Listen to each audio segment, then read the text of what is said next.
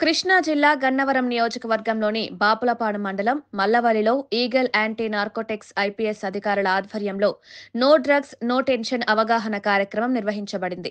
ముఖ్య అతిథిగా ఐజీపీ ఆకి రవికృష్ణ పాల్గొని కార్మికులకు డ్రగ్స్ వాడకం వల్ల వచ్చే అనర్థాలను వివరించారు.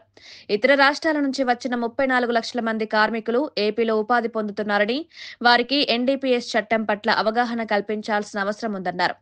డ్రగ్ ఫ్రీ ఆంధ్రప్రదేశ్ దిశగా ఈగల్ బృందాలు ప్రతి స్థాయిలో కార్యకలాపాలు కొనసాగిస్తున్నాయని తెలిపారు. వివిధ రకాల ప్రాంతాల్లో పనిచేసుకుంటున్నారు. ముఖ్యంగా ఉత్తరప్రదేశ్, ఒరిస్సా, బీహార్, వెస్ట్ బెంగాల్, ఇంకా ఇతరత్ర నార్త్ ఇండియా సంబంధించిన ఇతరత్ర రాష్ట్రాల నుంచి కూడా మన రాష్ట్రాలకు వచ్చి వివిధ రంగాలలో పనిచేస్తున్నారు. స్పిన్నింగ్ మిల్స్ కావచ్చు, రెస్టారెంట్స్ కావచ్చు, యాక్వా కావచ్చు, భవన కార్మికుల కింద కూడా చాలామంది పనిచేస్తున్నారు. అగ్రికల్చర్ వ్యవసాయం కూడా చాలామంది పనిచేస్తున్నారు.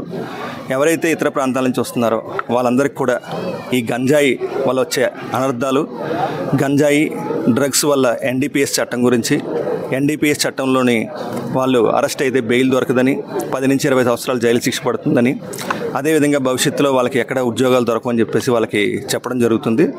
నషాముక్త్ భారత్లో భాగంగా అందరినీ కూడా డ్రగ్స్కి దూరంగా ఉండాలని ప్రత్యేకంగా ఈగల్ తరపున